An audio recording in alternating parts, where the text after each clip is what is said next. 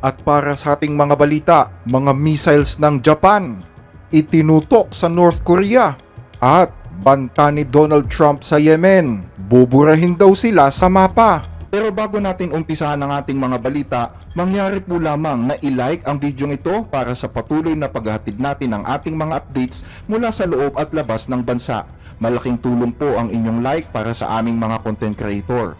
Maraming salamat po mga kababayan.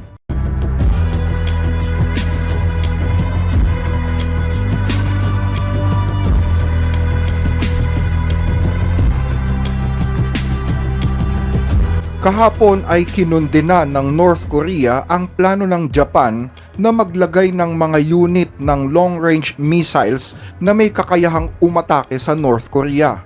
Ayon sa DPRK, maliwanag umano na ito'y isang mapanganib na provokasyon sa panig ng bansang Japan. Yan ay kahit na nilinaw ng Japan na tinitingnan pa nila ang ibang opsyon kung papaanong i-deploy ang nasabing mga missiles. Sa isang pahayag na inilathala noong Huwebes ng Korean Central News Agency or KCNA, kinundina ng isang opisyal mula sa Foreign Ministry ng North Korea ang walang ingat na hangarin ng Japan na makagawa ng paraan kung papaanong bobombahin ang katabing bansa nito, na tila ba nais muli ng Japan na mag-umpisa ng pananakop. Ayon sa ulat ng media, pinagpaplanuhan na ng Japan ang paglalagay ng mga domestically made long-range missiles sa rehiyon ng Kyushu sa Timog Kanluran pagsapit ng Marso 2026. Yan ay bilang bahagi ng kakayahan nila na umatake sa mga base militar ng kalaban. Bahagi rin ng plano ng Japan na mag-deploy ng hypersonic glide weapons sa susunod na taon at ang pagbili nito ng US-made Tomahawk long-range cruise missiles.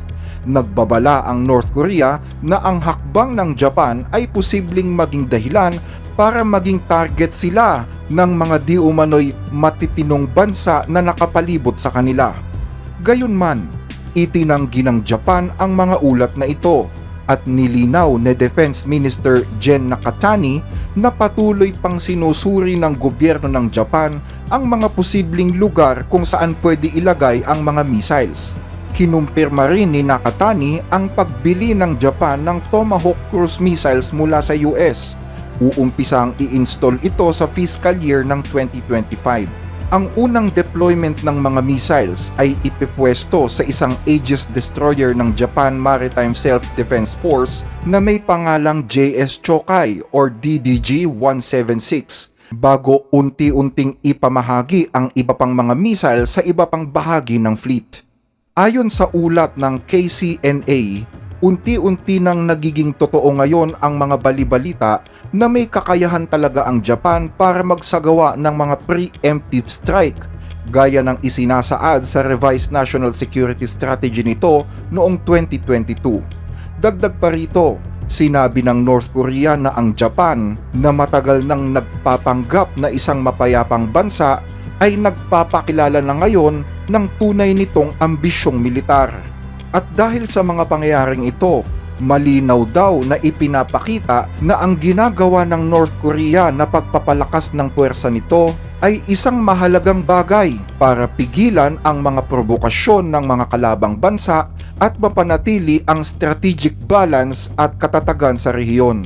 Noong Setyembre, hiniling ng Japan ang pinakamataas nitong military budget na nagkakahalaga ng $58 billion para sa taong 2025, kung saan bilyon-bilyong pondo ang inilaan para sa pagsasaayos ng satellite reconnaissance laban sa lumalawak na banta ng North Korea at China. Kasabay nito, mariin namang kinundina ng North Korea ang Japan dahil sa pagnanais nitong baguhin ang kanilang konstitusyon. Unti-unti na daw nagpapakilala sa tunay nitong kulay ang Liberal Democratic Party ng Japan. At sinabi na ang partidong ito ay may layuning militar dahil sa kagustuhan nitong baguhin ang konstitusyon upang maging isang ganap na puwersang pangdigma at regional threat ang bansang Japan. Ayon pa sa North Korea, unti-unti daw iniiwasan ng Japan ang mga limitasyon ng kanilang konstitusyon kasabay ng patuloy na pagpapalakas ng kanilang hukbo sa tulong ng trilateral cooperation sa pagitan ng Japan, US at South Korea. Sa ibang balita, bansang Yemen, buburahin na daw sa mapa. Sa layuning wasakin ang military capabilities ng Yemen, muling inatake ng Estados Unidos sa ikalimang araw ang mga lugar na sinasabing pagmamay-ari daw ng grupong Houthi na suportado ng Iran. Kahapon, naglabas ng video ang US military na nagpapakita kung papaanong pinabagsak ng US ang ilang mga drones na pinakawalan ng mga Houthi sa isang hindi pa natutukoy na lugar. Makikita rin ang mga fighter jets ng Amerika na lumilipad mula sa aircraft carrier na USS Harry S. Truman, ang barko na sinasabing 4 na beses daw na inatake ng mga Houthi kamakailan lamang.